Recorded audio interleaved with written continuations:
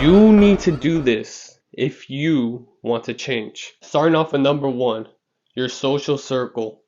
If you want to change, you got to change the people who you are around with. This means you need to drop some people and you need to add people to your life too. But I will say this, if you have female friends, I would recommend that you drop them. Not only are they just wasting your time, because what do you get out of hanging out with them?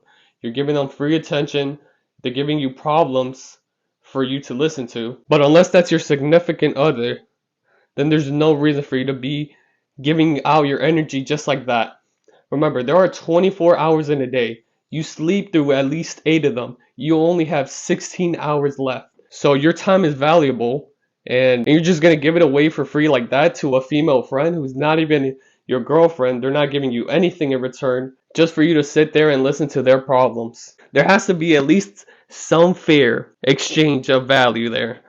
But no, you're just giving all your energy for free. So let's stick on this topic of time. 24 hours minus the 8 that you sleep. Hopefully you are sleeping 8 hours. 16 hours in a day. So 24 hours in a day, the 8 hours that you sleep, 16 hours left. And in those 16 hours, what do? You go to school, you go to your job, or you do whatever you do. So let's just add another, what? How long would school be? I go to school from 7 to 2. That's 7 hours plus transportation, so let's make it 8 hours. Now you only have 8 hours left in your day. What are you going to do? What are you going to do with those last 8 hours of your day? You can either use them to improve from where you are, change your life, which is why you clicked on this video. So I want you to listen closely to this part. And these are the 8 hours that you have to change your life. You're telling me you're going to waste these hours that are crucial for change on a female who's not going to help you with anything in your life? I'm not saying cut off all your female friends. Just the ones that you feel like actually you think about it and you're like, why am I actually friends with them? And this goes for guys too. If you're friends with guys, because me, I cut down my circle. So the guys, you need you a circle with strong men, with strong willpower, who are in the same set of goals that you are with, who have similar goals like you. And since you clicked on this video, I can assume you're on self-improvement and you're trying to get up there to becoming a better person. They say that you become like the 5 people you hang around with.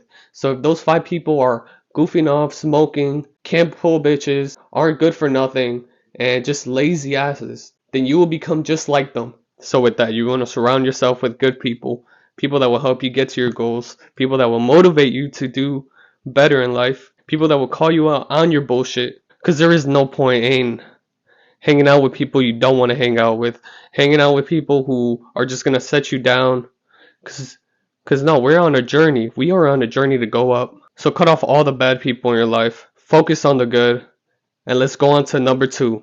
Distractions. Now we got to see exactly what is taking your time out of the day for you to change. Because if you knew exactly what it was, then you wouldn't have clicked on this video. So distractions vary from, like I said, 1, your friends, 2, social media, 3, video games, 4, things you're stressed about, and 5, the future, which is also like number 4, and 6, other stuff that you feel like is important.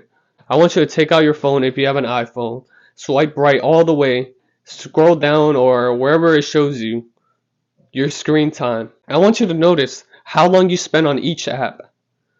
How long you spend on your phone all day. It tells you right there. Now me, I'm on my phone a lot too, but not as much as I used to. And something that I did that helped me to get off of my phone is I put a timer on it. For TikTok, I was addicted to TikTok.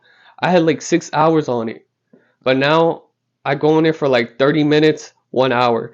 I put the timer to 30 minutes. The only time I click on 15 more minutes is when I'm looking for content to create. But yeah, you can do this with any app. If you're struggling to get off of Instagram, Snapchat, all that other stuff, just go on your screen time, put the timer, and stick to the timer. And for video games, you just gotta realize that no matter how good you get at Fortnite, how good you get at Black Ops, none of that is real.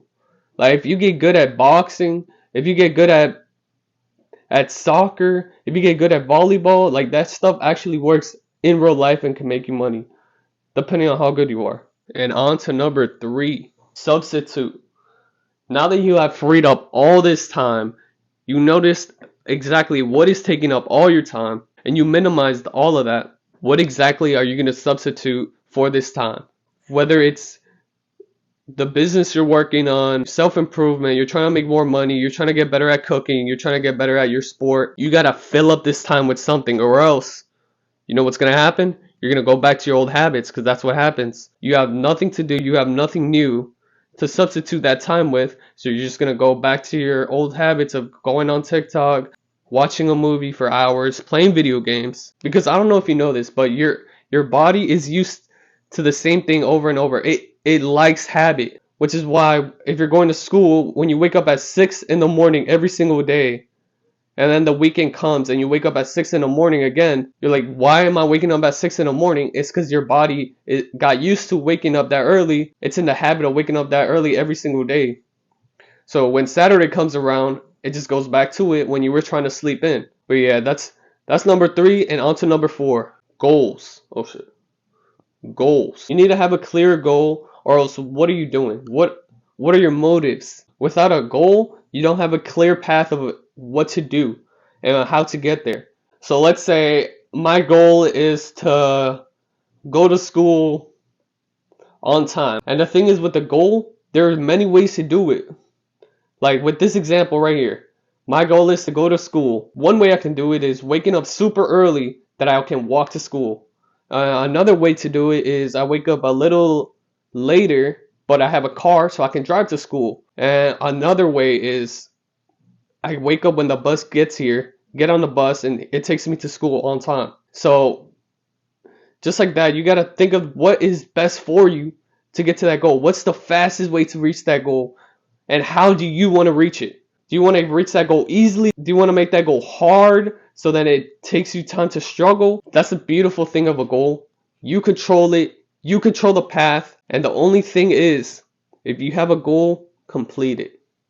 Which brings me to number 5. Now that you have your goal, it's fundamentally critical to success. Now you need to have a plan.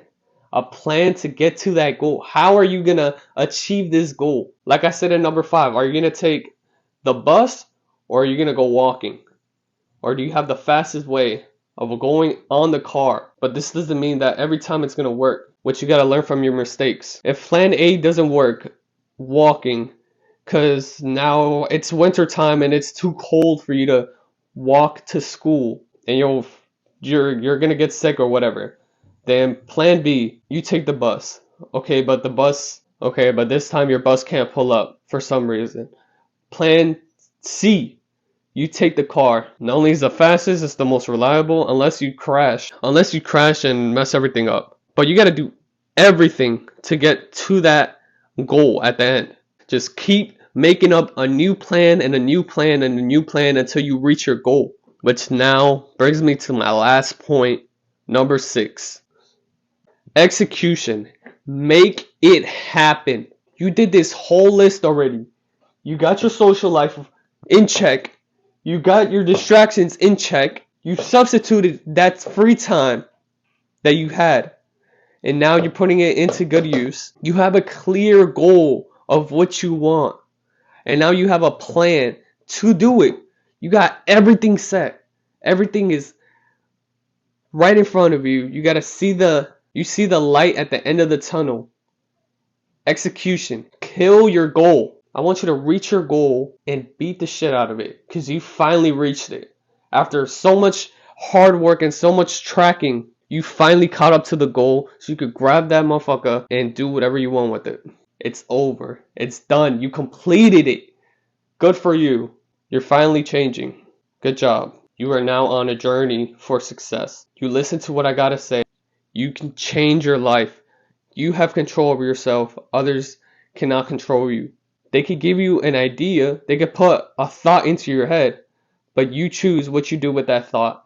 At the end of the day, if you raise your hand, that was a choice made by you and nobody else. If you folded to the peer pressure, if you folded to the sympathy, to the thought that the other person put in your head, that was up. No matter what, that was up to you. If you got manipulated, if you lost sight of the light, that was your fault. I'll leave it there. I want you guys to all stay successful.